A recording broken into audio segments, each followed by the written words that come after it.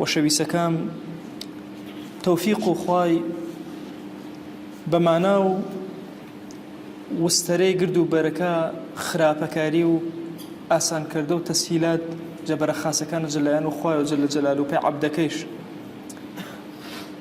شەقیقی کوڕی ئیبراهیم فەرماوە ئینسان چێشەنە تەوفیق مەبوو، چێشەنە تەوفیق و خوایش نیاچەنی. بە تەماشەوە ژیان وێمە کەرمێ شش خاڵش باسی کردێنێ فەرماوە ئی شش خاڵە ئەگەر نەبیێڵ ئینە دیارە نیشانەی ئانێنەکە تەوفیق و خوای نیاچەنی. فەرماوە بەرەکێ تەوفیق و خوای شش چێوانە وزیارە جە خەڵکی. یەکەم اشتغالهم بالنعمة عن شكرها، ئەگەر خوا نعمەتش دێپەنە ئەنە مەشغوڵێ با نعمەتەکەی و ویرشام شۆ شکر و خوای کرد. ئامێ سەر و سفرەی ئیگرد و نعمەتە جوانەشا دیوینێ ویرشام شۆ سپاس و خوای کرد. دیشە خوایانش دێنێ پەنە ویرشام شۆ سپاس و خوای کرد، سەر و یانەکەیشە، سەر و زاوڵەکەشە، سەر و مادەیشە، سەر و لاشە ساغیشە. دووەم رغبتهم بالعلم وترك العمل، حەسشە بە علمی فرەفر، حەسکەرا علم فێرێ بە بەڵام عملش بە نەمەکەرە. ئینە نیشانەیانێنە ئی کەسە موفق نییە ژیانن. کاتێک گوناه شاوینا یەرەم المسارعة إلى الذنب بەپەلە هەڵمەتە ماملا گوناهەکەی کەرە. چوارەم الاغترار بصحبة الصالحين وترك الاقتداء بهم، مەغرورێ بە کاتێکە صالحێەوە مشناسە کەسێوە خواناس شێخێ وەلیەوە پیەوە گەورە عالمێوە گەورەی دیندار مشناسە فرەوەش حاڵێ بە بەڵام قەت شۆنەوە ڕاکێش مەگنە هەر ئان نەحەسکەرە صالحی بشناسە. پەنجەم إدبار الدنيا عنهم وهم يتبعونها، دنیا پشتی کەرەوە ئایشە ئاێ هەر ڕەماشۆنی شەرێ هەر هەڵمەتەش پێمەوە.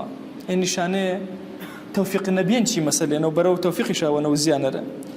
إقبال الآخرة وهم معرضون عنها، آخرت ڕۆشا کەرەوە و باوشی شاپەی کەرەوە ئێ پشتی ژوانە کەراومدا. بەخوا تەراویحەکە ئیسێ ڕۆچەکە ڕەمەزانێ و دوعاکە قورئانوانە و ڕەمەزانێ و گەر ئینە قیامەتا ڕۆژ کردێنەتەوە بەخوا کە مەکەریشە ئینە پشتڵکردنەوە عەدەم تەوفیقیەتە و تەوفیقڵ نییە. فەرماوە شەقیقی کوڕی ئیبراهیم هەر کەسێ خەریک و ئیچێوابی و ئاگەر شەویشان نەمەن ئینە بەرەکێت تەوفیقی شەنە و زێر. هەریۆجە ئێمە ئەشم هەمیشە خەریک و ئەنەبی مێ تەوفیق و خوای دەستگیر بان بە دوعێوە خەیرە پێی تەوفیقی بە خاسەکاریەوە چەنی خەڵکی تەوفیق و خوای دەستگیر کەرمێ چکۆ نەبزانمێ خوا چێ وێژگەرەکانەیە جێبەجێ کەرمانە تەوفیق و خوایە و ئەچاوە خوا بەرەو خەیماوە نەکەرەوە. خوای گیان داواوە نەکەرمێ پیمانگە ڕەمەزانێ و بە زوان و ڕۆچێوە تەوفیق کەرە هامڕا و گرد و ژیانیمە ئەچا لە حەزانەکە خوای گیان کۆتایی ژیانیمانە تەوفیق کەرە هامڕامە کە تاوە مێشایەتمانێ صحیح و جوان واتم یا رب العالمين.